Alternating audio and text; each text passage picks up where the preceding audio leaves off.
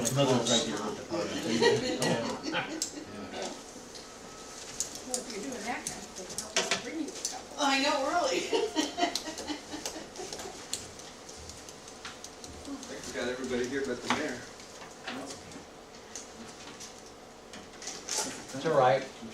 Dave's here. I'm Mayor Pro Tem, go ahead. That's true. Dave's here. Okay, let's see Texted if me a this few is, minutes ago, about 10 times, so it must be, He's right, his truck's there, how do you right? say it's parking, did you? No, she was parking. It's a little bit too big to pull in the parking lot there, yeah. all right, perfect. They thought you, Hang on. Maybe I did? Got ran out of town more likely. Yeah. More likely. I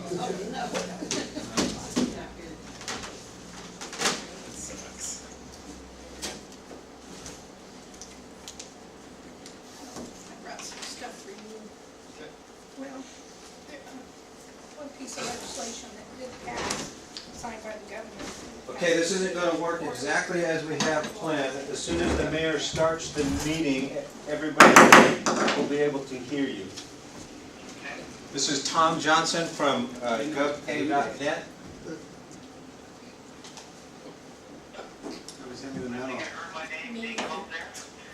Are you ready to hear the presentation? Yes. I think we're ready, if you can hear us. Okay, I can hear a little bit. Yep, I think I heard my name in the back. Well, good evening, everyone. Appreciate you taking a few minutes to listen to me. This is actually my first presentation before the City Council virtual. I've been in inside sales for 20 years. However, in the government space, specifically payment systems, it's only been about a year. But again, this is my first opportunity to present before council, so really appreciate the opportunity to do so. Can everyone hear me okay? Yep. Okay, great. And John, did you say that you're going to be able to, go through the slides a little bit? Because I'll be good. Good. Well, I was hoping that I could show you some things about our service. We do everything online. So I was going to show you a few things such as transactions, an actual transaction, as well as our reporting tracking tool that we have online for those in the room that may need to do reconciliation, balancing the books with the bank records, financial records. We have a really neat tool that allows you to do that, where you can see all your transactions in one easy location online, and you can track those and get good reporting information off of that. But in lieu of the fact that that will not happen this evening, I'll just take you through a few slides, give you a little bit of detail about our company, how long we've been around, and then you're welcome to ask questions anywhere along the line. I love to hear myself talk, so I'd rather not. So you guys just jump in whenever you feel like you've got a thought or a comment or a question. Okay, so I think from this first slide, if everybody's on that first splash page, says GovPay.net, the simple way to pay. I'll just focus in on some of the things that make us different. We're not a catch-all for everything, but we do have some really strong points, value points. One of those is we have a live call center. For instance, people that are there to assist. I will say also that we are the simple way to pay. Actually, if you call the call center, that's going to be the little saying that's going to come across when you're on hold for a few seconds. It'll say, GovPay.net, the simple way to pay. We're simple because we do everything through the internet.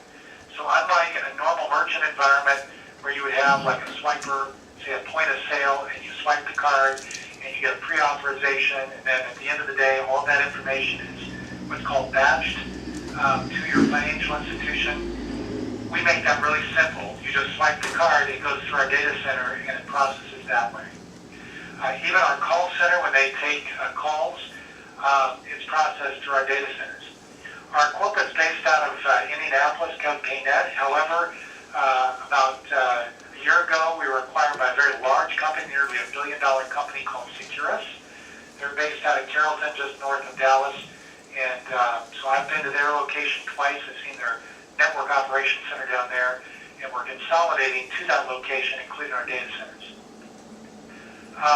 Next slide, if you could. And let's see if for a moment here. I think I've actually got a screen here that's frozen. Just a moment here. I'm going to change that so I can move. Give me just 5 seconds here.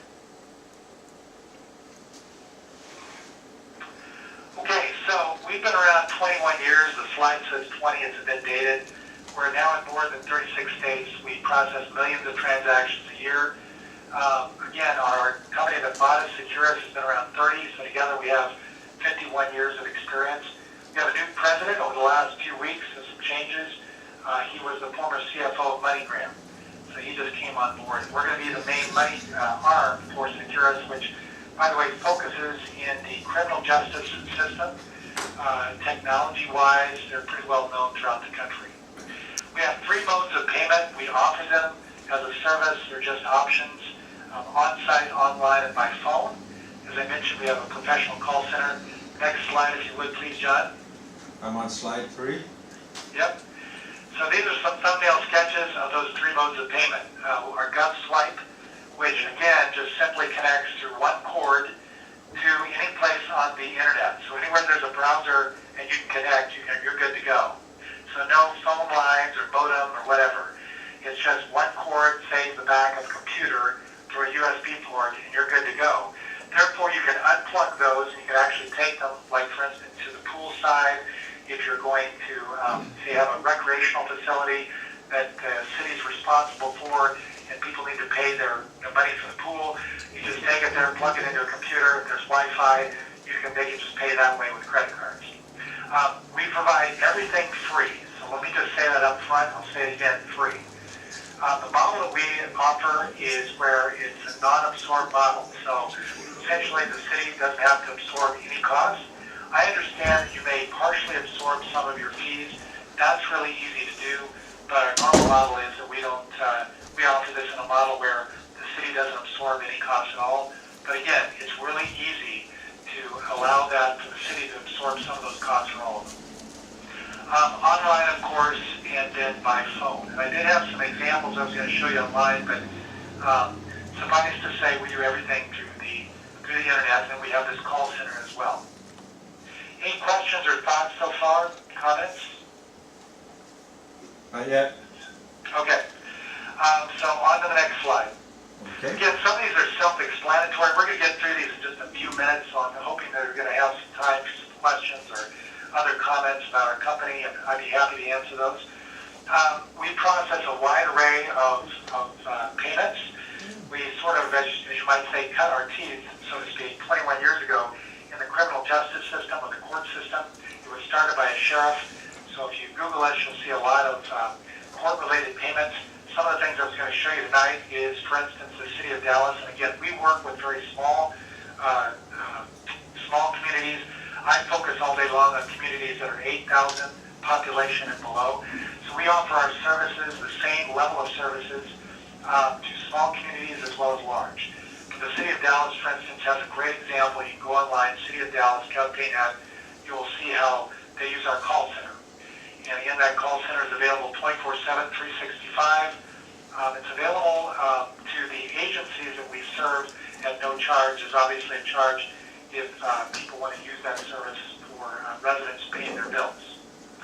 But again, we provide this service for fees that would be in the court system or in the cities and the communities. Next slide, please, John. Okay. Again, all these are some of these are self-explanatory, so I'm just going to whip right through them. We have the experience and capability. We've been around a long time. Next slide. And we're a recognized industry leader, especially within the criminal justice, but within cities as well. Having the ability to, the next slide if you would please, where it says improve performance, CalPayNet. So having the ability to have credit cards, I just think it's easier, right? Agencies, government agencies, cities, counties, whatever, they don't need to be a bank, or we want to make it so that they're less of a bank as possible. So handling checks and having to deposit those, take them to the bank, and handling cash, we would rather do everything online and have it digital. So we're going to partner in many different ways with those cities to encourage them, to encourage their residents to be able to use cards more and more and more. So in that sense, we partner partner with those agencies by providing a lot of support. Some of the things that John had said that he liked about our service when we talked about it on our meeting back in February, he wanted convenience, better service, reduced cost, support, and then assuming all financial risk, which we do. So when a transaction takes place and successful, then we pay on those transactions. Your money's guaranteed. Why that's important is because we don't charge for chargebacks. We also assume financial risk for fraudulent charges. So on the very rare occasions that you would have something like that happen, we'll take the full financial responsibility for that. But having the ability to have cards just makes life easier for everybody. You've got improved performance, you've got convenience. You know, somebody is trying to pay on their utility bill, it's late at night. They don't want to go down to the city hall to pay with a check. They can just go online and make that payment. How am I doing on time? I've got about 10 minutes, 5 minutes in. Maybe I can wrap it up in a couple minutes and leave time for some questions. I think you're good. All right, next slide, convenience. I'm going to take some water here. So again, part of that improved performance is convenience. As I mentioned, somebody late at night wanting to pay their utility bill doesn't have time to drive down to the city, write a check, deposit it into the deposit box, and then go back home. They just, it's just an inconvenience. I say that we live in kind of a fandango generation, right? People that could go down to the movie theater just a few blocks away and pay for their ticket are now paying it online. They pay a service fee, which, by the way, for an $18 ticket is $2, so they're paying, that's 11%. And our percentage rate is far less than that, which I'll share with you in a moment. Next slide, please. So these are some key cities and organizations that use us around the country. We have the live presentation. I can show you some more actually online. And the next slide, we're almost done here. The one that says GovPay Net Solution Service and Support. We're there. So this is a really strong aspect to our company. We do provide a lot of support. I don't mean to make us on the same level as a vending machine, and I'm only using that, it may shock some of you, but I use analogies, and sometimes they work, sometimes they don't, so I hope this one works. But we're not a vending machine company, and I don't want to make us cheapen us by putting us on that level. However, in certain ways, we are like a vending machine in the sense that that vending machine is there, it's accessible to employees, the employer agrees to allow the vending machine company to put it there as options, just simply options for their employees. Now, the employees can walk right by that vending machine every day. They don't have to use it.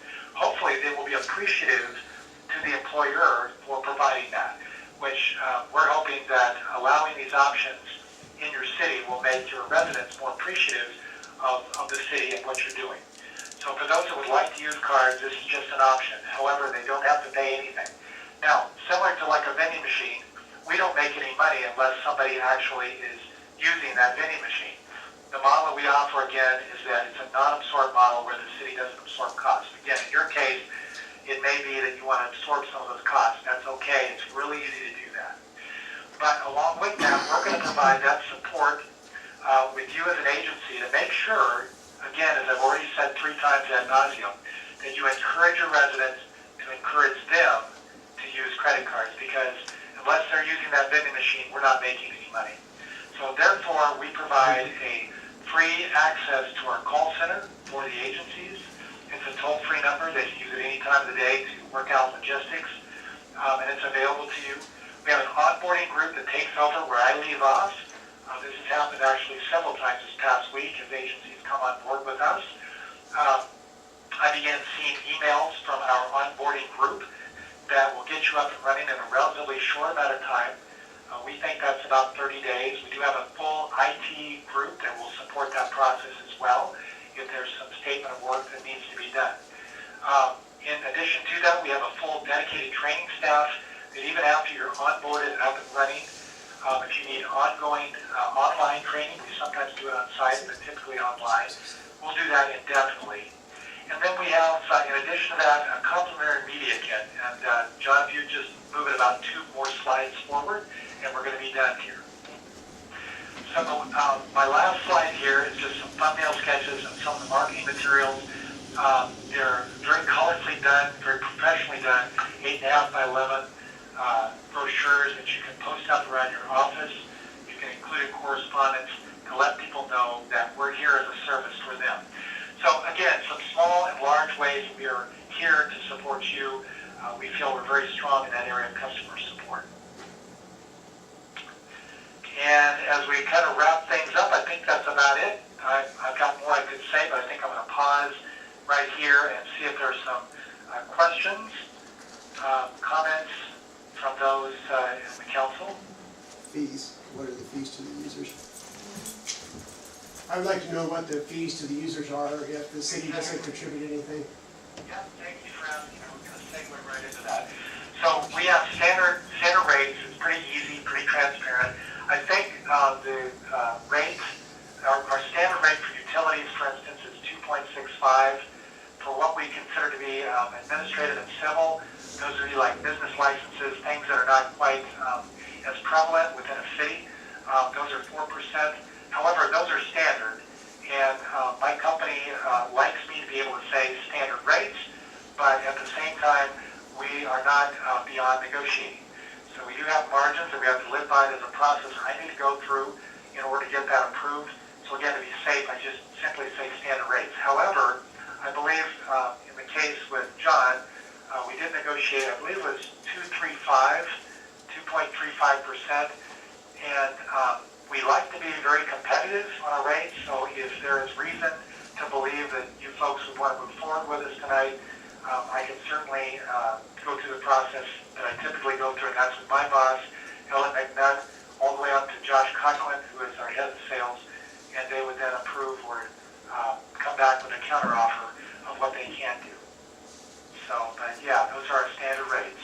Startup cost. Just asking, startup cost. Startup costs. Are you guys ready for this? Now brace yourselves. Nothing. I'll just let that sink in for a moment. Extra work and stuff. We have no hardware, software, deployment, implementation costs at any time. Again, going back to the, shall I say it? I don't know if I dare say it, but again, the vending machine example. We're not a vending machine, but I don't know everything there is to know about a vending machine. However, what I do know, with my limited knowledge, is that that's there and the employers don't have to pay for it. It's just there as an option. So unless people are using that service, that company's not going to make any money. So in the like sense, we don't charge for anything. That's typically, we're hoping that the residents will be encouraged more to use our services. Everybody was able to hear that just fine, so. Perfect. Any other questions? Okay, no one else has any more questions, Tom? Okay. I hope that means that's a good sign. Since I can't see you all tonight, I hope that it means that you'll all look forward to hearing good things about our service and what you would like to do. All right, well, thank you very much. You bet, John. Thank you very much to all of you there at the City Council. Hope you have a good evening, and I will be, of course, talking with John a little bit later on here in the week, I hope, John. So thank you again, everyone. All right, thanks, Tom. Bye-bye. All right, bye-bye. Okay. And next up, maybe. I'm here right on time.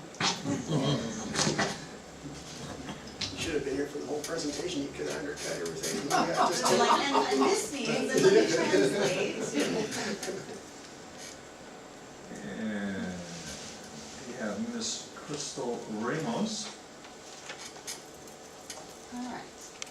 I'm going to hand out these. These are just qualifications to serve. It's about our company. So, you know, lovely nighttime bed briefing.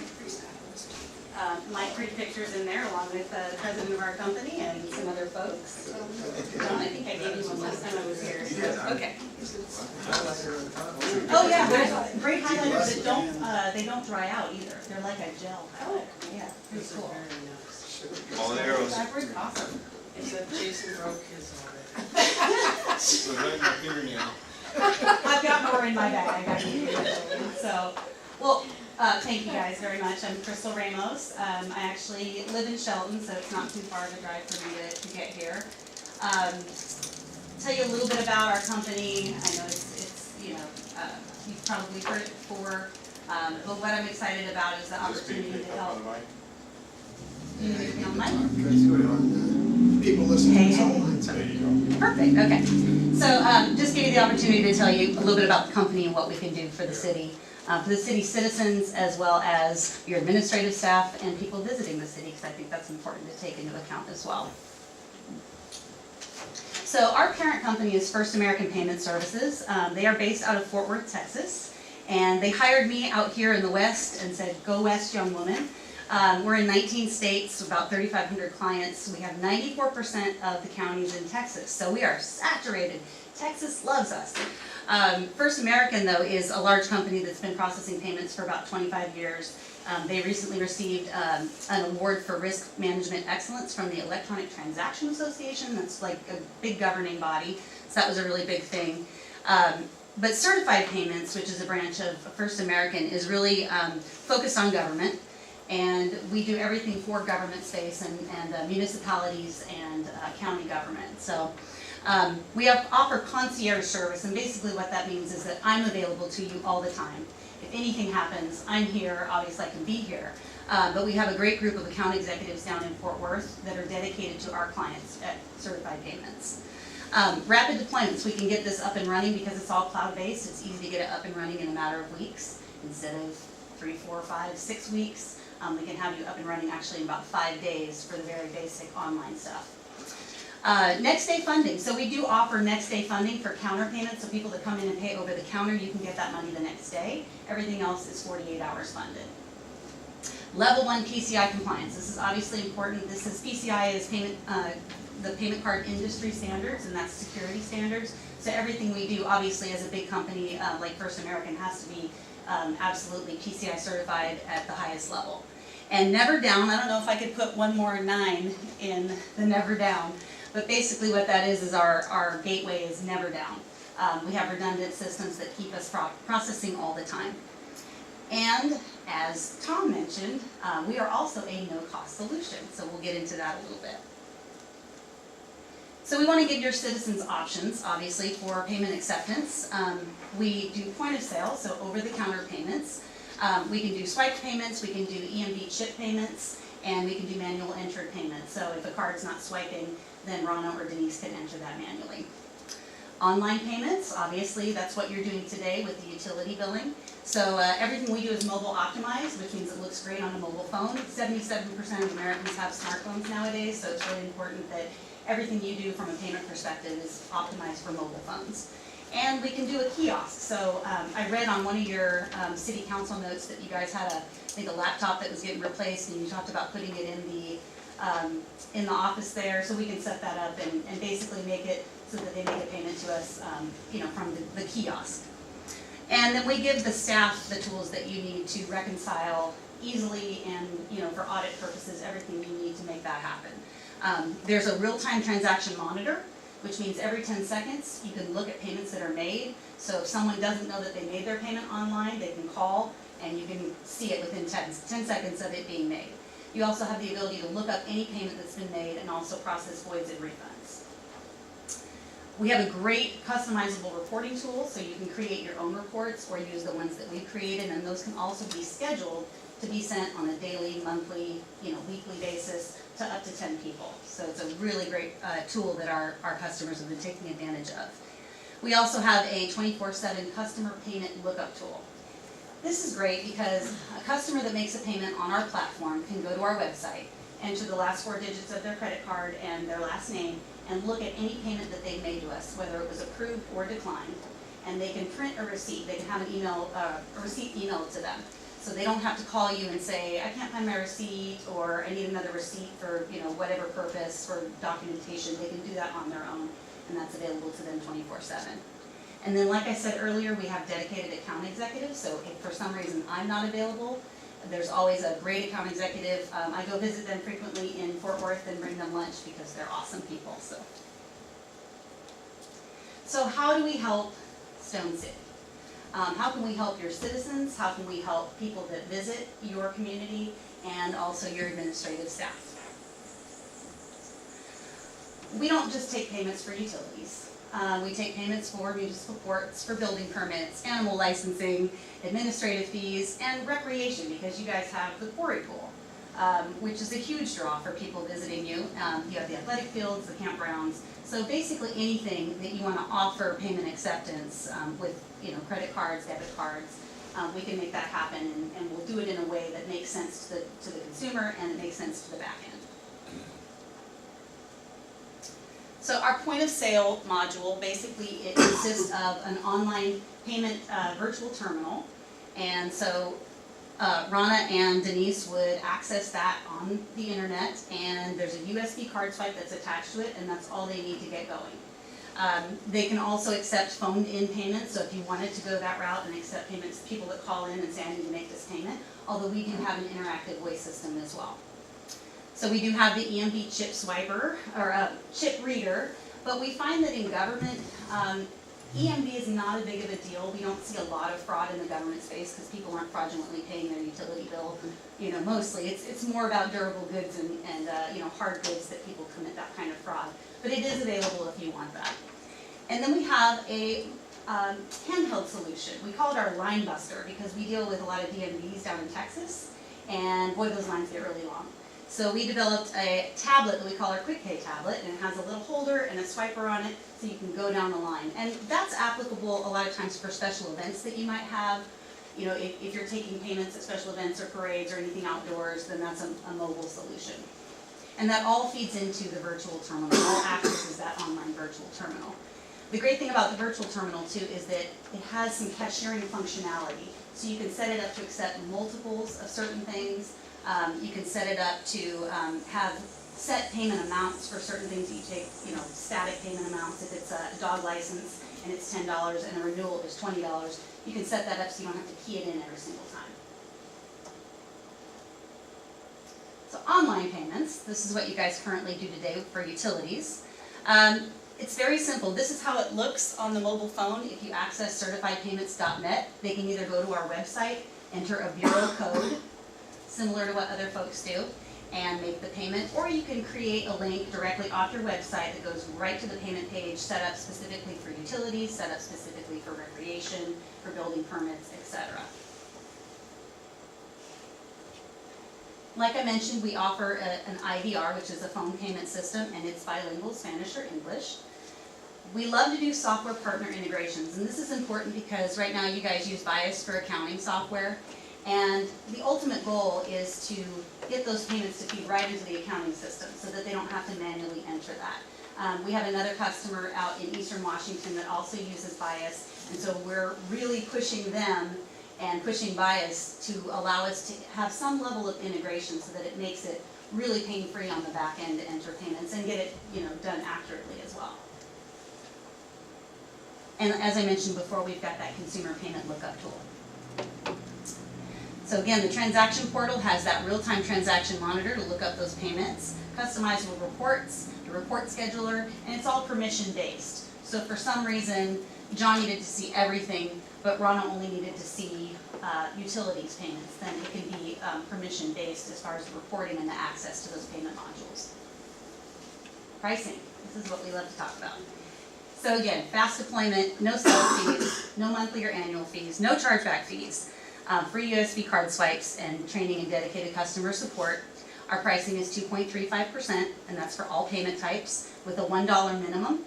And online e-check is going to be free to citizens, so they are going to have an option to pay online for free if they use their checking or savings account. That's cool. Yeah. That's good. Any questions? I have one, Yes. and maybe it's for staff, I don't know. We have customers who come in and pay. We have a late payment date. If you don't make a payment, then you get penalties. Mm-hmm. How would that work? Would the payment be counted when they make the swipe on the card? At If that you want to point? count it. Or, you know what I mean? If people come in and say, oh, I paid it $4.29 on the day before I was gonna get a late fee. make sure we reconcile that they actually made that payment before they, you know? Yeah, there's going to be, as soon as the payment is made, it's documented, it's timestamped, date stamped, all of that, so they'll they be can say paying that. the money for 48 hours, it would count as they paid whenever they made the swipe. Or- Right, and that's gonna be completely up to you on the back end and your policies and procedures, how you want to process that or how you want to, you know, reconcile that or charge a late fee or not charge a late fee, but it is absolutely date and time stamped. Yes. So in terms of the utilities, so say somebody comes in to pay, or goes online to pay the utility, it goes to you directly and then you give it to us? Yes. How long does that take? 48 hours. 48 hours between if I was to pay you and then you pay it? Okay. Right, I mean, the payment posts right away, but as far as the deposit of funds in the city's bank account, it's 48 hours. Okay. Yeah. I do like the idea of the e-check for people that don't want to use a credit card. To me, that's kind of a That's big why- one, because that's what I do a lot through my That's bank. why I would is come and see Rana, 'cause I don't wanna get charged. Well, and you know, some people use credit cards because they get points. Points or something. You know, sometimes, and even with people with, you know, low-income families, a lot of times now get payroll cards instead of checks, or they don't have access to a bank account and they can't get direct deposit, so they actually get a payroll card. And it's usually Visa or MasterCard branded. So how are they gonna pay that? They've gotta go to an ATM, get cash out, that's a penalty, they usually get charged for taking cash out. So this actually works for a lot of different people, not just people paying with a traditional, you know, MasterCard or Visa credit card. It's my understanding, if a person is paying with a card that gives them rewards, it costs the person who's taking that card more money. It normally does, and our convenience fee will cover that. Okay.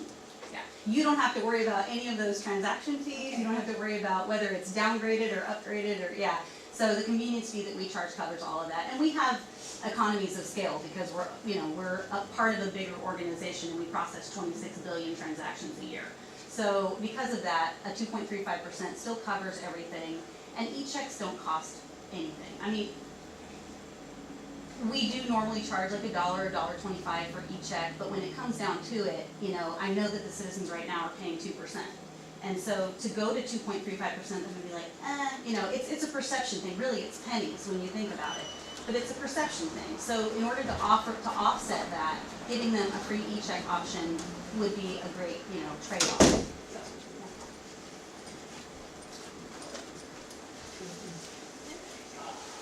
All right, thank you guys so much. Thank you so much.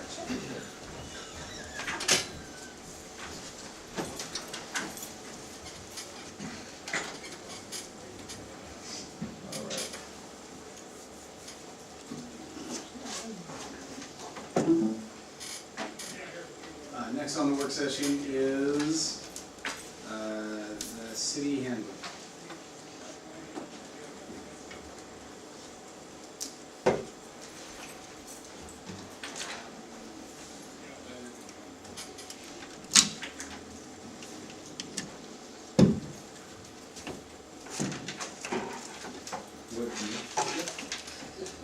Assuming you're setting up for that. Back over to Isla.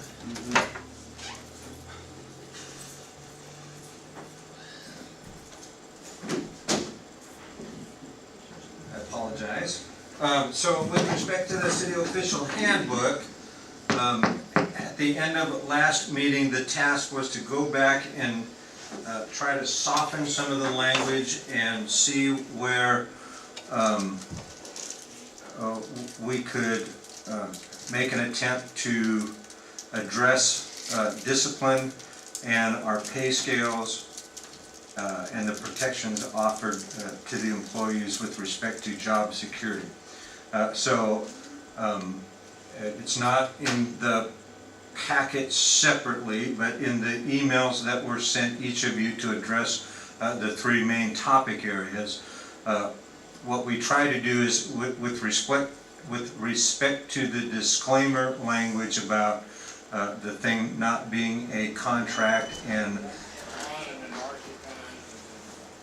the document not being a contract and the city reserving rights to change or modify, There were no changes made to that because the attorney was emphatic about leaving that alone. So that is what it is. You guys can vote to accept or decline based on your personal preferences. In all the other instances, with the exception of the actual pay table, we were able to soften some of the language and still get the attorney's agreement that it preserves the rights of this city. So really, I think the product is at the point that we can get it, and it will just be your determination whether it's good enough or not good enough. So at this point, if there's anything that you have seen within the proposed handbook that you would like to discuss, let's put that on the table and let's go through those things and hash them out. So let's do it. Well, it sounds like what's in here is that what I took from that conversation just then is that pretty much what's in there is the best it's going to get. And if we don't agree with it, we can vote no for it. So Maybe. I mean, if there is specific language that you want to alter or suggest or throw out or discard or or tighten up or still think it needs to be worked on, we can talk about that.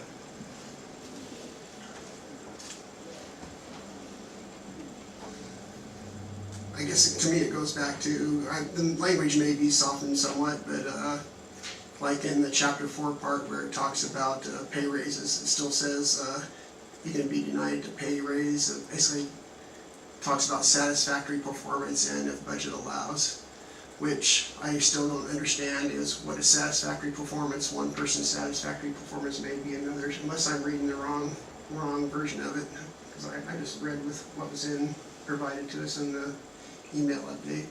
So again, to me it goes back to what we do is just have typically done is give a yearly step increase.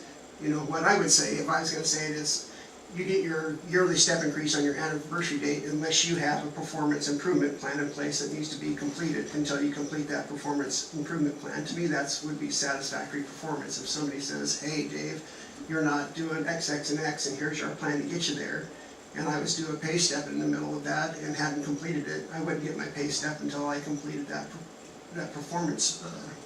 So, because otherwise it's just up to whoever to say. Well, it's not up to whoever. It's up to the administration. the manager or whoever happens to be mayor. We do have that. I mean, and it is kind of supposed to be designed that way. Not in my world, but. Well, like I said, Your boss always determined whether or not you were working satisfactorily or not. It wasn't tied to my pay increase. No, well, there were things that were, I'm sure. No. Mine were. Yeah. Like I said, I'm not saying you couldn't tie it to something, but I just said it should be something officially in place. If I had a performance improvement plan that said, hey, here's what you're doing, here's the steps you need to take to get there before you get your next pay increase, that's fine. But just in case it's their anniversary date and, oh Dave, you're not getting your pay increase because I don't think you're satisfactorily performing. That's what this language says to me. So if we're going to use satisfactory performance, there should be, before that date, there should be identification of the problems and a plan to get there, instead of just leaving it open. You know what I mean? So I'm not against saying that you have to satisfactorily perform, but there should be a plan in place identifying what it is you're doing wrong and how to get there. Like evaluation performances. Is that what you're talking about? Well, No, he's talking about like a performance. If somebody's not if somebody is subpar, not doing a good job, you would put them on a performance improvement plan, and unless they're on a performance improvement plan, they would automatically get their raise. And it's different than the yearly. I think most places do a yearly evaluation which just says, here's where we think you can improve, and But to me, say you're 6 months into this thing and you're showing up to work late every day. You get something that says in writing, hey Dave, you need to show up for work on time. The first one's usually a verbal warning that says, hey Dave, you need to show up to work. You keep being late, you get a written thing that says, here's, we've identified this day and this day and this day, you've been late for work, you need to do that differently.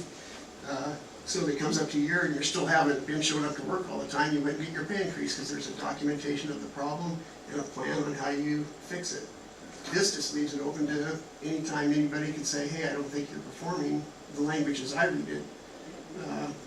It just leaves it open to anybody to be able to say at any time, I don't think you're satisfactorily performing without any plan or any identification of the problem before it comes up. If the administrator, the manager, whatever, is doing their job, those things are gonna happen. But yeah, if they're doing their job. And, so, I mean, there's that. I mean, we can make rules for everything,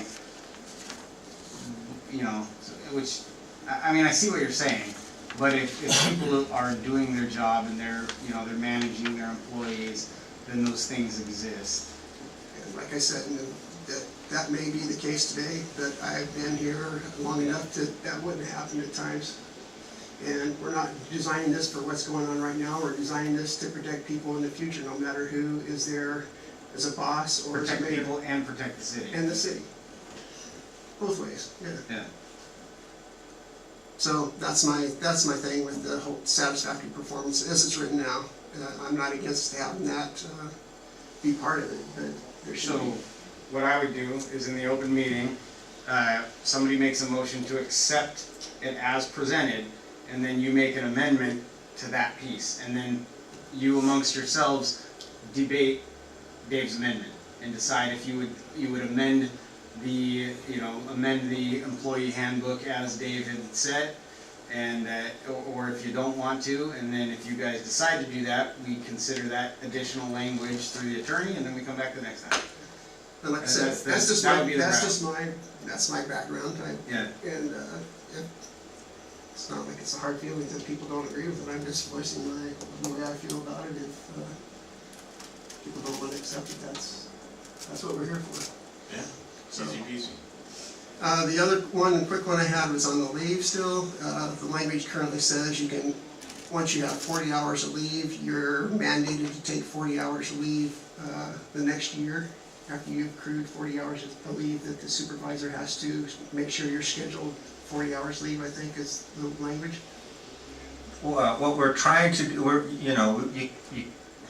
what we are trying to do is, one, take care of the employee by getting them the heck out of here, and being able to clear their head. That's for their own health. We get a better employee for that. We're not mandating that employees take vacations, but it does eventually become a problem for the city because the unpaid vacation is a liability that the city's on the hook for, and it's not fair to the employee that they should have to lose leave. But if and it gets harder every year because every year the employee gets more time credited to their leave bank, so it becomes harder and harder to do that. I'll go back 15 years when I was in the military. We didn't take leave in hourly blocks. You took it in daily blocks, and you get 30 days a year. And it is really freaking hard to take 30 days of leave a year. You got guys taking leave on the weekends when they don't really need to. They put in leave slips for holidays when they don't really, and that's what our employees are doing. We don't want them to do that. We want them to take their leave. And I totally understand that, and I think I talked briefly about this last time. Our maximum accrual is 120 hours, so we have a maximum that they can accrue. My preference would be, and the way I'm used to seeing it is, you can build that leave until you get to 120 hours, and then from then on, if you don't schedule the leave on your own when you're given the chance to, their supervisor says, hey, here's the date you're going to get off. You're going to take this week off, or however many hours it is that you're going to accrue beyond that 120 hours. But we will always allowed to accrue 120 hours, like I talked about last time, up front, because you get minimal sick leave, and I think it's just a nice cushion for people able to build that first 120 hours, and it may take a year and a half to do that, so maybe that first year and a half they don't take leave, or maybe they do. I mean, everybody's got their own thing. Right. And We have had a problem with people using their leave, and some of it is just, it's been in the past. It's negligence. Right. They're doing their thing. They're not thinking about it. Their boss isn't scheduling it or making it happen. Then we get to the end of the year and hey, we've all got to take off December. And then they're still losing leave. So we have told the department heads that they will schedule leave, and even where Public Works was having mandatory, rotating leave days for the staff members, otherwise they were all gonna get hosed. And we had the same thing, there's people that just never wanna take leave for some reason, and there's people that use it every minute, every time they get 8 hours, they take it. And so it is a management thing, and it's kind of a pain, but I guess you kind of have to do it. But, so my only thing is, I would like to say, instead of you're mandated to take 40 hours after you accrue 40 hours, that we'd say after you accrue 120 hours, then you need to take at least one 40-hour block of time a year.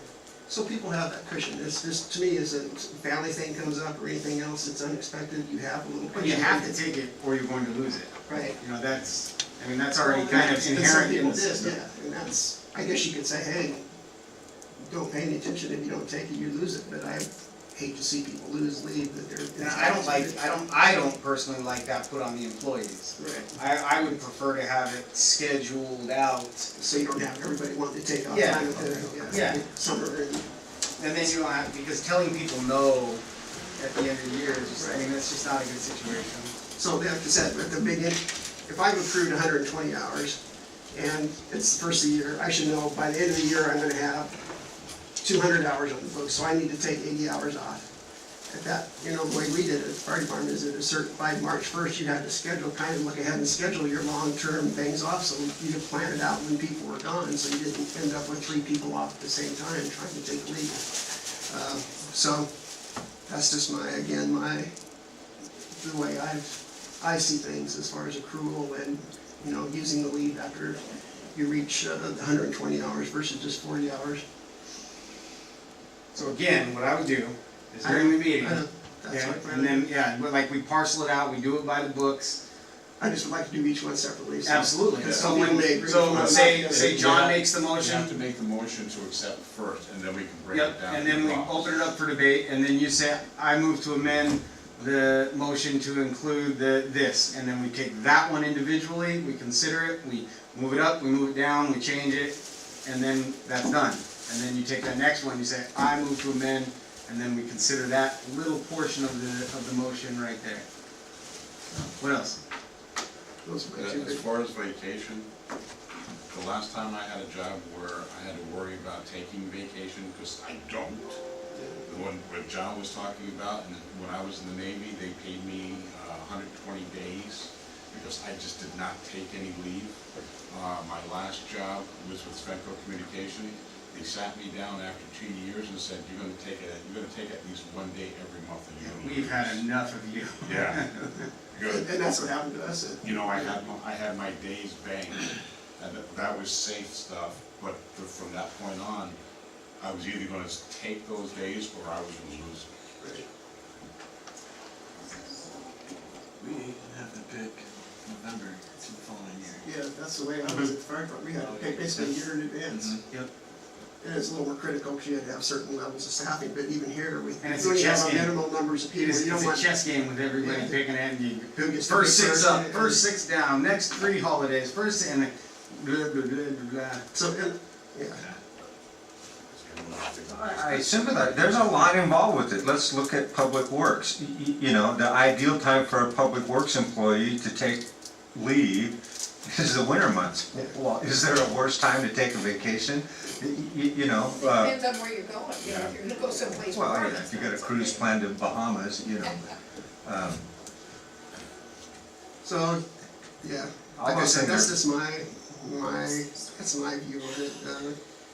I don't want the city to be overwhelmed, but I want to give the benefits to their employees and treat them right as much as we can. So,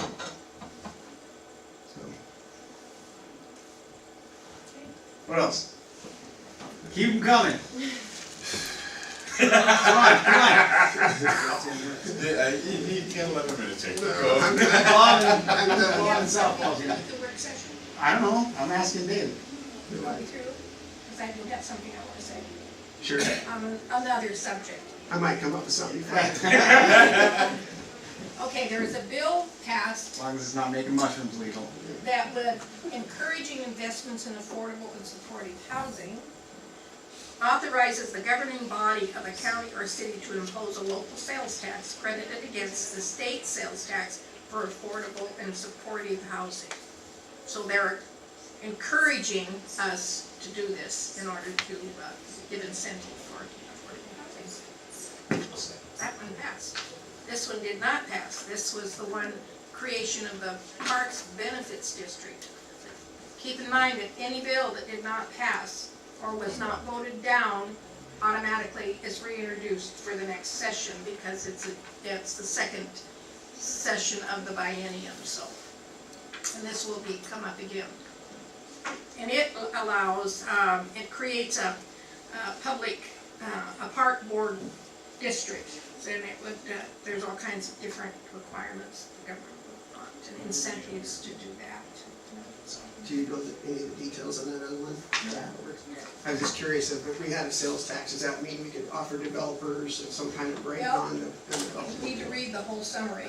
I just glanced over it, but I thought it was something that we should definitely look into, see what it entails.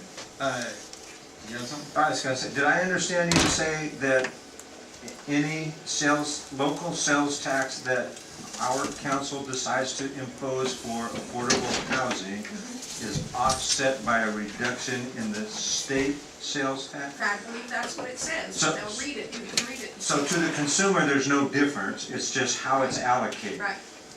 That's the way I read it anyway, so. Next 10 minutes off. He's gonna unlock that Rubik's Cube right there. Well, it's not gonna do any good. They passed it, it's I already was just signed curious by the about this governor. question. If it's Yeah. the usage of it. I'm not sure exactly, but I Okay. think that's exactly right. Anything else for the work session?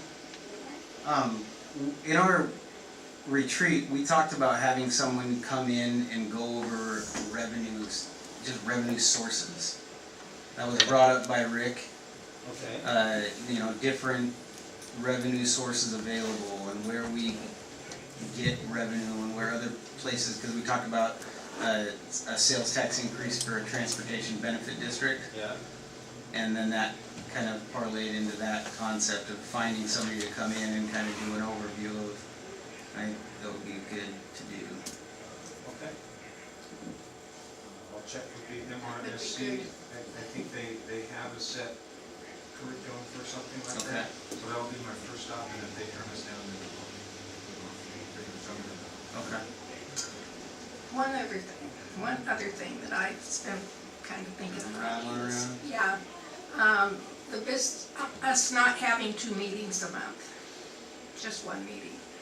It really crams a lot of things into one meeting. I don't think we're talking about doing it always like that. That was not, I was thinking we were gonna do it like in lull times. So as the budget session starts coming up, I that's understand that, but absolutely now not look at possible. tonight. Mhm. You know, we have a very, very, very. We're not gonna be full able to do it agenda. next month. Next month we have to have 2 meetings for sure. But we're only gonna have one this month, I don't think so. so we're having another one then? I would not hold next time's meeting. Because I think we've actually already got stuff planned for the next day meeting. So it does say the tax is credited against the sales tax collection in the jurisdiction. So basically sounds like we did get a credit. Good credit. Net So zero. it's a net zero on the Right. consumer. Right. Did the caboose thing get put in here? The caboose thing did not. Okay. That should stop you from talking. Yeah, I was gonna ask, All right. you to talk about that. So, on one of the state surplus websites, we found a Northern Pacific caboose for sale. And this is something that a lot of people have wanted to see purchased for placement on the tracks in front of the museum. It's currently up for auction. I think the current bid's like $1,000, which I see them go for like 30, 40,000. It looks to be in decent condition, and I would like to see us try to purchase it and bring it down here and put on the tracks, and then over time fix it up. Yeah, what we would do with it, I don't know if it would be another display for the museum, or if it would be, somebody would want to convert it into a rentable, like, overnight stay, or I don't care. Or if it's just a caboose that sits there and we do nothing else with it. I think it would look nice in front of that whole complex. The museum, for several years, we've been talking about doing something like that. And you can always start off with bringing it in, and then making sure that people can actually come in and look around on it. Yeah. Okay? And then as time went on, and money's got a little bit easier, we can renovate it and make it, make like a little restaurant with the museum over there. Yeah.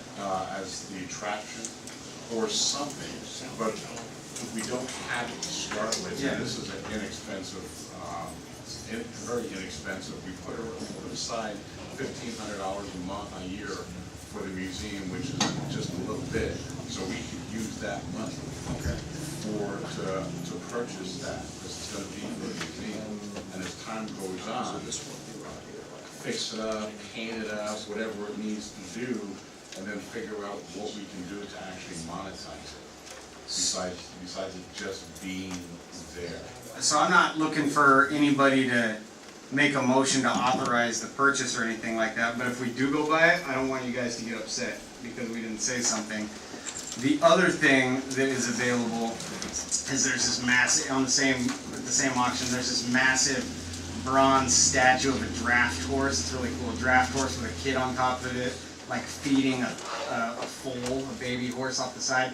And you know, if that ends up at the entrance to the ag park or somewhere else in town, it seems to me to like tell a nice story for our community and the art district and stuff like that.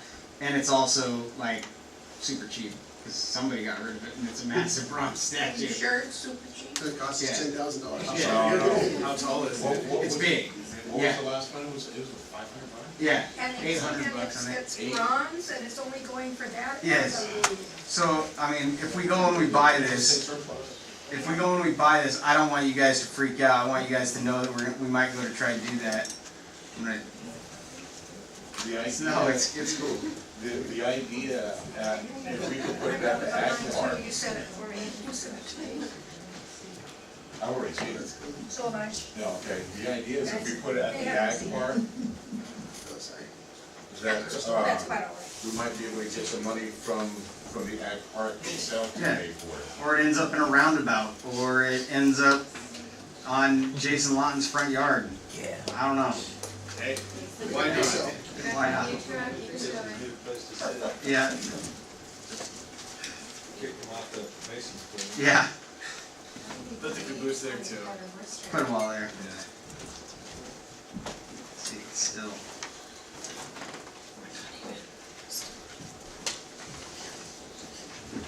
Yeah, so there's like 1 day left to bid on both of these. So John's gonna be down like bidding tomorrow on these. Are they around the area? Yeah, up in Bothell. Okay, here's the caboose. Wayne's already talked to the guy over here with the, not Kevin's corner. Yeah. Craig Kinnaman hauls these things around and.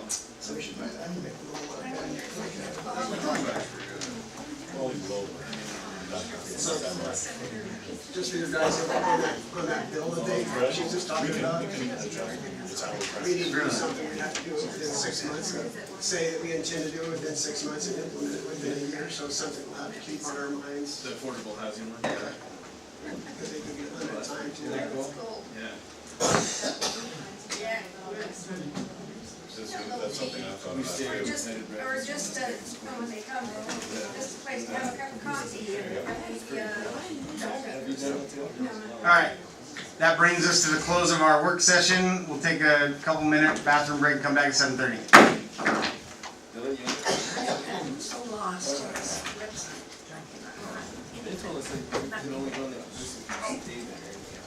What's up, Mary?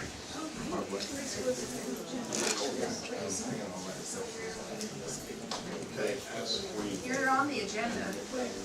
That was pretty cool. I just saw it. Museum report. Yeah, under the museum At the report. very end, museum report, you have 3 minutes to give a museum report.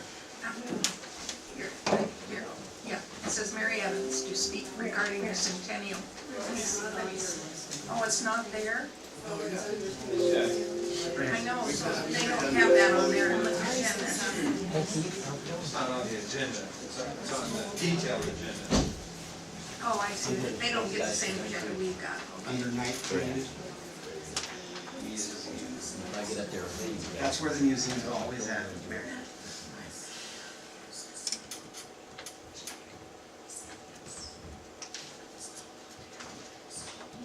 I tried calling you. Okay. Okay. Yeah. Anyone? Okay. If you do send me somebody to open during the session, They that's want to be season done up. before the end of the, If you do try and move, give me a couple days, heads up I don't know what you're talking about. Because nobody's talking to me about anything. from noon.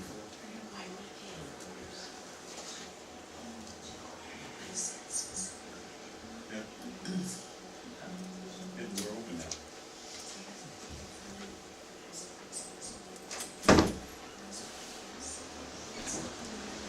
Hello, everybody. Man, you got a full house today. can we, See this?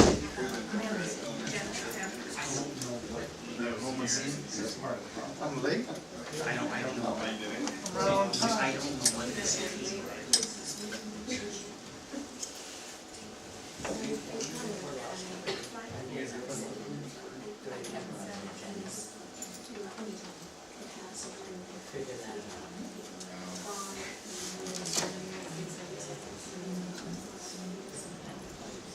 Wait, instead of 3 minutes, just let her have a presentation at the museum thing. She doesn't want to wait till the Well, we can museum. move it up. Well, it goes quick.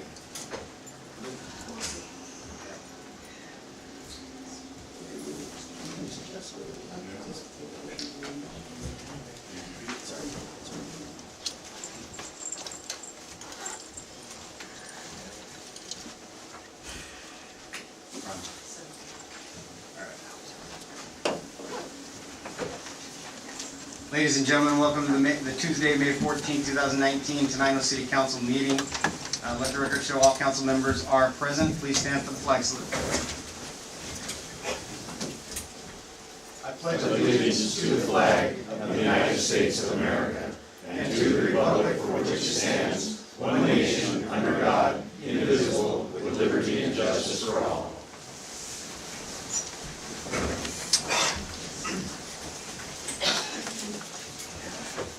We have an agenda before us needing approval. Move approval with an amendment. Move the museum report, make it a presentation on the new business. It has been moved and seconded to approve the agenda, changing museum report to presentation. I just want to say that we don't have any information, and this is irregular, so typically you would want to get information to the city so that we could work with you to make sure that it's an effective presentation and we know what's going on. So we can do this, but we're going to have a hard time conversing or providing any feedback, and no decisions can be made on anything, especially when it's brought up the night of. So I don't want anybody to get any false expectations or hopes or misunderstandings. So if that's okay, does that everybody understand that? Yeah, we can't make decisions the night of when something's sprung on us. Any other discussion? Hearing none, all those in favor? Aye. Those opposed? Motion passes. Next we have minutes. Move approval. Second. It has been moved and seconded to approve the minutes as presented. Is there any discussion? Hearing none, all those in favor? Aye. Those opposed? Motion passes. That brings us to the consent calendar consisting of April 10th, 2019 through April 23rd, 2019. Move approval.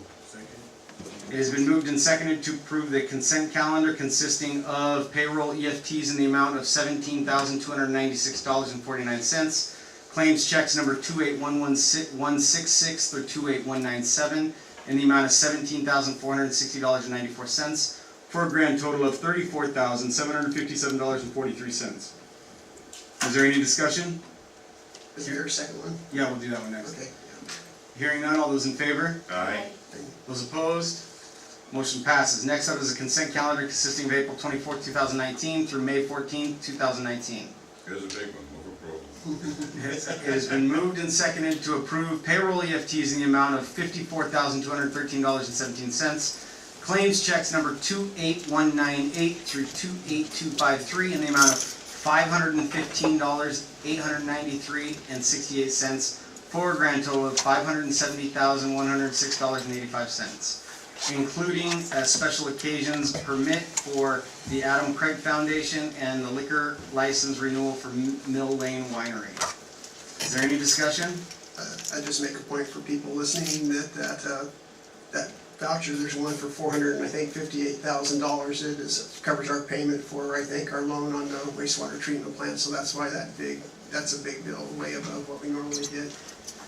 That's why our water rates are where they're at, because we make that payment, plus another one, I think, every year. That's significant. Thank you. Any further discussion? I would like to note that the request for renewal for the liquor license for Mill Lane Winery, they have not renewed their business license and they have not paid the last 2 quarters B&O taxes. Okay. So I would say we do not renew their lease license until they pay their, as we have with every other, I think we've been. Strike down the motion to accept it and then make a new one. Strike the motion. All right, so we have a motion to accept consent calendar for April 10th, 2019 through April 23rd, 2019 for the payroll checks. And no, it was April 24th, 2019 through May 14th, 2019 for the payroll checks and the Adam Craig Foundation special occasion permit, with the exception of the Mill Lane Winery liquor license, until they have shown themselves to be in good standing. Move approval. Second. It's been moved and seconded. Is there any discussion? Hearing none, all those in favor? Aye. Those opposed? Motion passes. Thank you. We have no executive session. That brings us to presentations. We have Mr. Dwayne Waltz of the State Auditor's Office, who will present the latest financial intelligence tool from the State Auditor's Office. Good evening. Can you make sure that the mic is on and at your mouth, please? It should be a bright green light versus just a. Can you hear me? There we go. All right, good evening. I've done literally hundreds of presentations, but I've never done anything quite like this. So I'd like to thank John for inviting me. I work for the Auditor's Office for a team that's called the Center for Government Innovation. And that's a really interesting title. And we get a lot of people asking us, what the heck does that mean? So what I would like to tell you in a nutshell is a lot of people think the Auditor's Office, all we do is audit. And they're surprised that we do a bunch of other things. And I'm going to talk to you today about some of those other things that we do.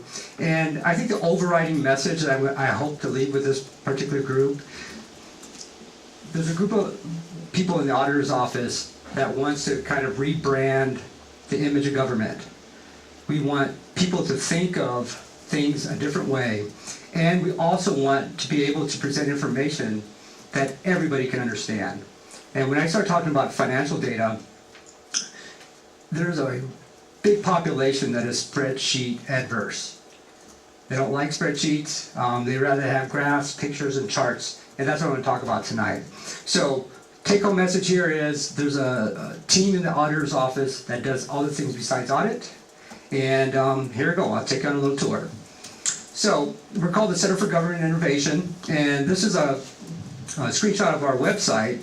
And there's 3 buckets that we primarily concentrate on. Yeah, the screen back there, for those of you watching in the back. You might have to strain your necks. So we have a bucket called Getting Financially Fit, Learn to be Lean, and Access Advice. So these are our 3 main products that we offer governments. And I'm not going to go into each one of them, because tonight the focus is on getting financially fit. This is our team's goal, to make Washingtonians the most civically educated and engaged population in the nation. We like to think big. We think that this is a worthwhile project, and we actually think we can do this. In about 3 more weeks, I'll be presenting the same thing in North Carolina to a national group, and I'm proud to announce to people that Washington is one of the states that most of the nation looks to as leaders. And when we demonstrate this product to this group, I'm sure we're going to have a lot of good conversations. But that's our overall mission. Our office's vision is increased trust in government. This is a very, very powerful statement, and it's one that I know our elected Pat McCarthy takes very seriously. We want people to trust government, and we have some real life, real concrete measures in place, and one of them is what I'm going to demonstrate today. So, imagine this. You're walking down your city main street, and you pull over somebody, not like pull over like police officer, but you just ask them, give me 5 words, 6 words to describe government. We want to make those 6 words be something a little more positive, like high performing, lean, fast, transparent, efficient, good decision makers. We want to rebrand people's minds, and I think that we can do that, okay? Are we all on the same page here? Okay, so I don't know if that's the words that you'll get today, but that's what we're shooting for. Okay. So let's talk about the financial intelligence tool. The financial intelligence tool is a public-facing link on our website, and its overall goal is to present information in a way that's easy for anybody to understand. Okay, that's an overarching project theme. I'm going to skip this John Oliver tape, but if you ever have time, John Oliver does a really good presentation on government. Yeah, so can you. So, I'm going to show you some ideas that we have about educating the public. Because I think if you went around and you asked people how governments are operated, I don't know if they'd all know the answer. So we've got these little scribble videos, and I'm going to demonstrate some of them for you. They're real short. Do you wonder where the money to run a local government comes from? Common sources of money for governments include taxes, licenses and permits, grants, charges for goods and services, fines and penalties, and miscellaneous. Local government operations fall into 2 general categories, governmental and proprietary, which is like a business. Governmental services are mainly supported by taxes and grants, and proprietary services by charges for services. Cities, towns, and counties may be both governmental and proprietary.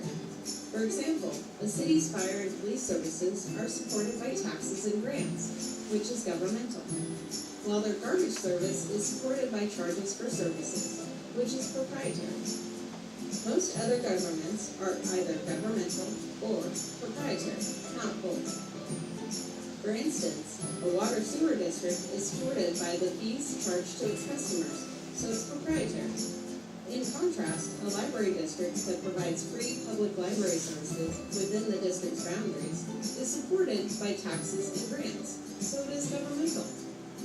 Explore our financial intelligence tool to find out where your government gets its money. Okay, again, our attempt to give a Civics 101 class, real quick, on where money comes from. What's the second question people want to know? Where's it going? Why do you spend so much? Are you curious about where a government's money goes? Since each government spends to meet the unique needs of those it serves, the answer depends on the type of government. Governments are classified as either general purpose or special purpose. Cities, towns, and counties are the only general purpose governments in Washington state. They have a variety of functions and may spend money to support any or all of the 7 identified functional categories for local governments. These functional categories are general government, public safety, utility, transportation, natural or economic environment, social services, and culture and recreation. In contrast, special purpose governments are limited to a single functional category. Their expenditures support that one function. For instance, fire districts support public safety, and public utility districts provide utilities. Explore our financial intelligence tool to find out how your government spends its money. So these, we call them scribble videos, have been real popular with a lot of different groups. And these are things that we're starting to work on. I'm going to show you one more. I'm not going to play it, but we actually have one that's called Go 101 Cities and Towns. It's one to learn more about what makes a city or town in Washington. The video will give you a basic understanding of what a city is and how it operates. So again, the whole idea here is to make this information consumable to a larger audience, not just people that are actively engaged in government. Now, I'm going to do a real quick civics quiz. We're not going to grade this, but this is just to prove a point, and we got a really well-attended audience, so maybe everybody can participate in this little quiz. For example, how many local governments are in Washington State? 39, 281, 1928, or 2251? So the answer is 2,251. There's 2,251 local governments in the state of Washington. Which government type has the most governments? Cities and towns, fire protection, irrigation, or schools?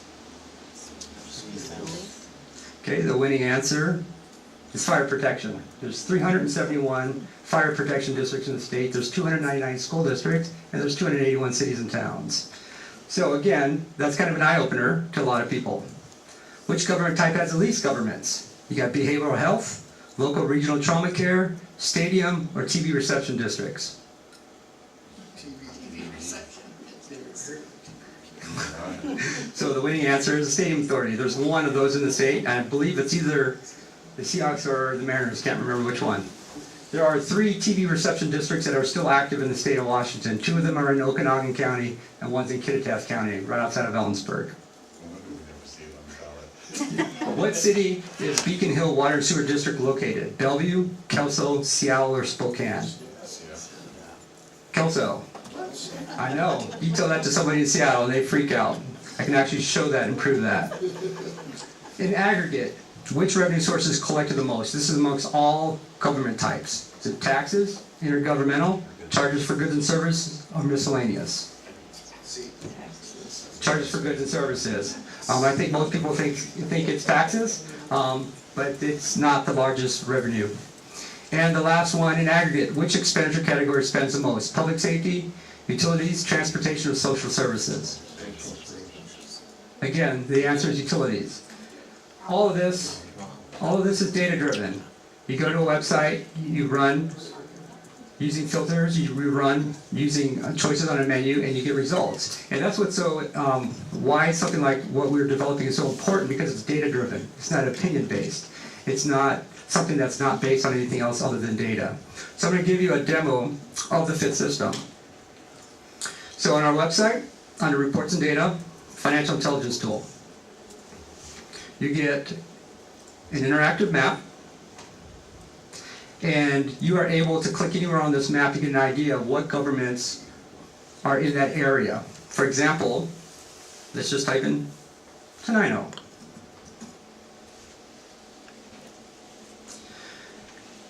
Off to the left of your screen, you're going to see the government types that collect property taxes from people that reside in Tenino. You've got the Port of Olympia, and you see when you click on that, you get an idea of their shapefile. You got Tenino School District, City of Tenino, Thurston County, Thurston PUD number 1, and the very big Timberland Regional Library. Each one of these has the ability to pull up a profile. City of Tenino, there's your shapefile. I ask people on the streets, what does that shapefile look like? And they all say an alligator. That's me. A couple of people say semi-automatic rifle, but most people say alligator. Okay, so here's some information about Tenino. It's a government type, it's a city or town. It's bars cash basis, there's 1,785 people. And then you start getting to some of the financial information. The city brought in 2.7 mil in 2017, they spent 1.7 mil in expenditures, not total. And then when you click on any of this information, then you get the more traditional spreadsheet information. So when I do a kind of an analysis, or if I'm just curious, I look at like taxes. And you get a breakdown of the taxes collected by the city. You got property taxes, retail sales, B&O, excise. And what I really like doing, because I am a data person, you see $285,000 of property taxes collected. I like to know who else is like that. So you can right click on this, and it's going to show you 5 other governments that are very similar in size of revenue. So you got Town of Hunts Point, Newport, Napavine, Winthrop, and Darrington. You also have the ability to download all this into an Excel spreadsheet and just have a really good time with the data. Okay. I don't know if you guys find that useful. I think that is super useful, especially when you're trying to figure out who's similar to you. You may not know intuitively that the town of Napavine is very similar as far as your tax base goes. That's a quick question. Can you do that same thing for like the total budget? Like if you went to the total budget, could you click on it and see? Yes, you can.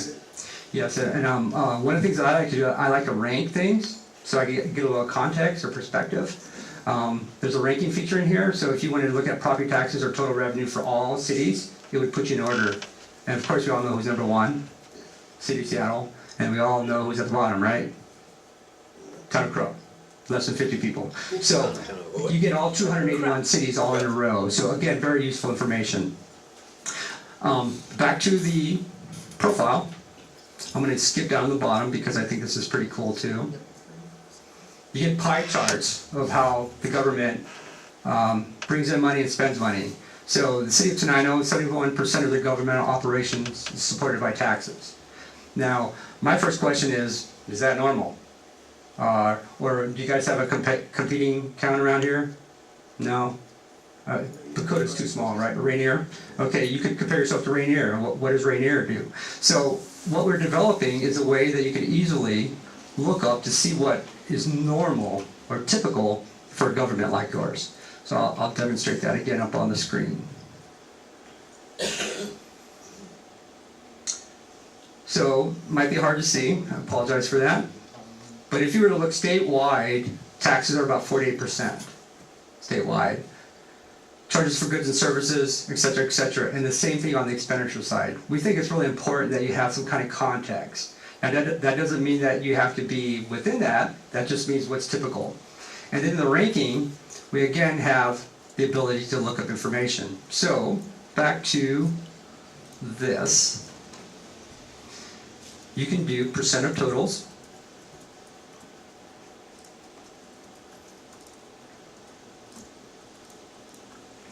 And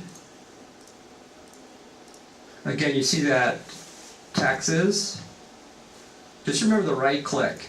You can get other governments that have the same percentage that you have. So again, some functionality. I think the point here, if I left today and everybody in the audience went onto our website and started clicking around, that'd be awesome. We would know that because we track you. Just kidding. But the whole point is for you to get interested in this, to figure out if there's a way that this could be useful in your decision making. Now I'm going to show something else here that could get a little passionate. One of the other things that we do is we take a look at your information and we trend it. And if it starts to go in a certain direction, we go beep, beep, we ping it. Okay? So when you look at these colors, you see that we have some concerning things pop up. Now this by itself does not mean there's trouble. What this means is take a closer look, analyze the data, and try to figure it out. For example, so this is change in cash. So just think about your savings account. Let's say you have $100 in the bank, and every year it goes up $5. You got 105, 110, 120, and then all of a sudden it goes down to $60. Starts trending down, and then if it meets certain criteria, we ping it. So I'm going to show you this. So change in cash.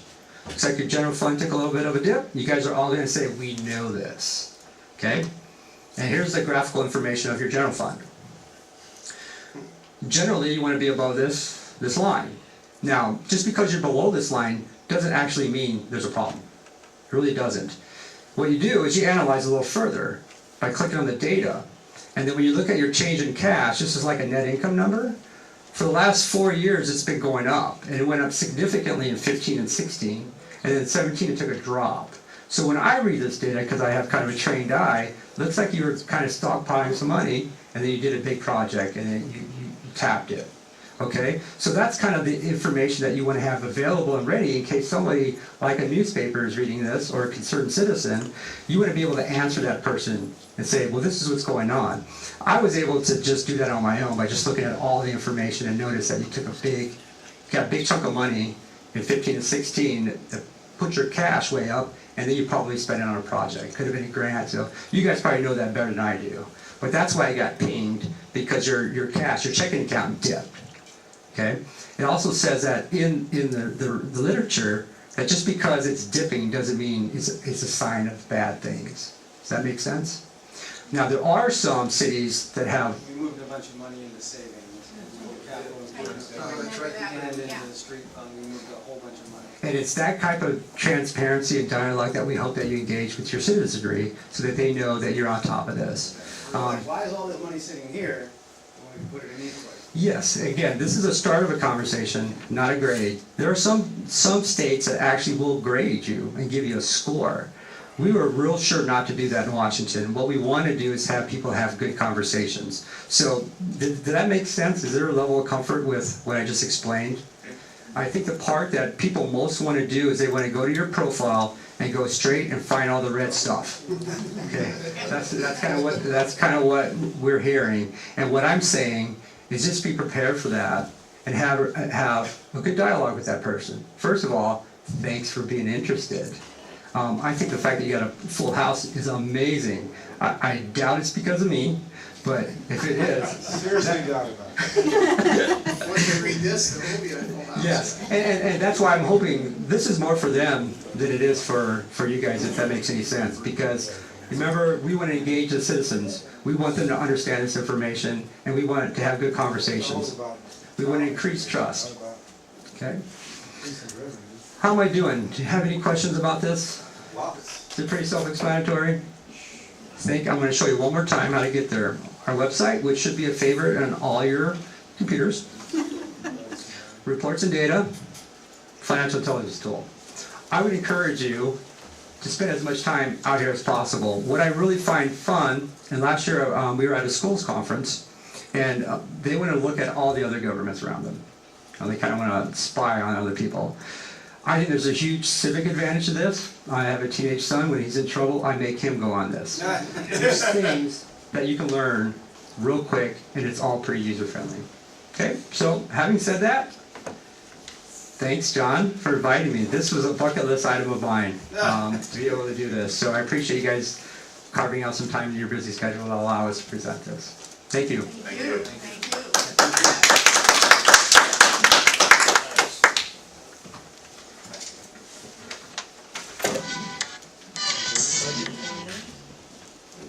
Okay, so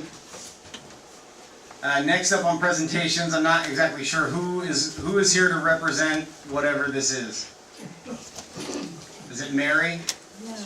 Okay. So so Mary, if you want to come up on behalf of the museum.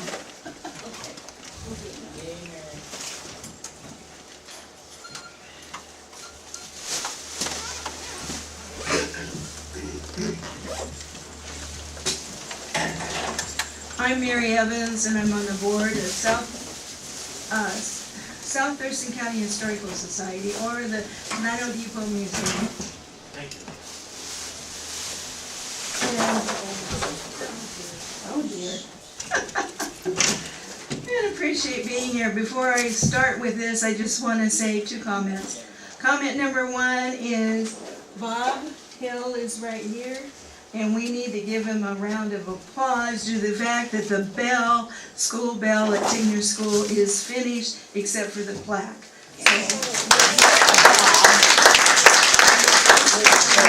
The other is that the logging building is coming along nicely. And another to John O'Callahan. Thank heavens he got the $15,500, which we have over half of it spent already. And electricity's going to go in soon. But that's not why we're here. So, Mayor Fournier and the City Council, 30 years ago in 1989, the Centennial Flag Pavilion was constructed with support from the city and citizens of Tenino, with both volunteer time and donations. And part of the work was done by the city groundspeople or whoever. With the donations not needed for the project, a bond was purchased, which we still have.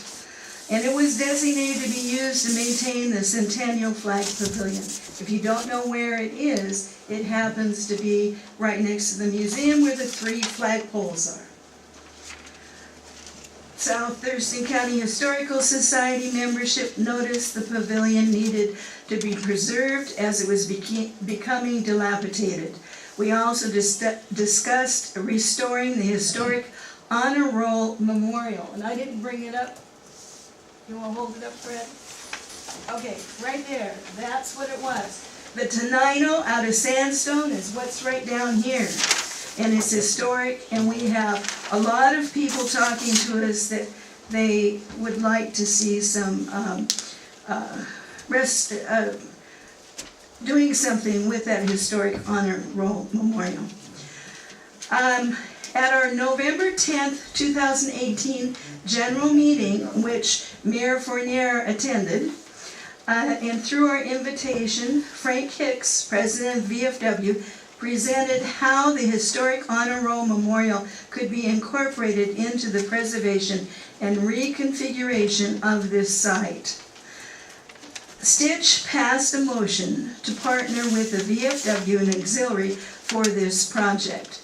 And now I'm going to turn it over to Keith Phillips, who happens to be our vice president. Our president is also here, sitting in the back, Lauren Ackerman. I think the whole board is here. Yeah, the whole board's here.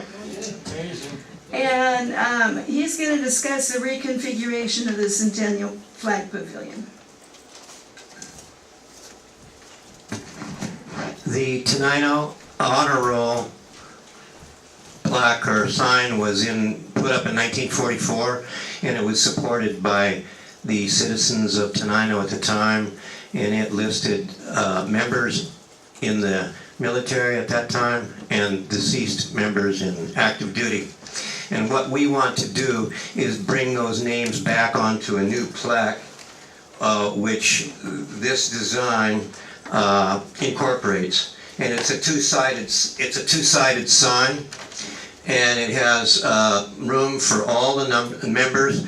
At that time in 1944,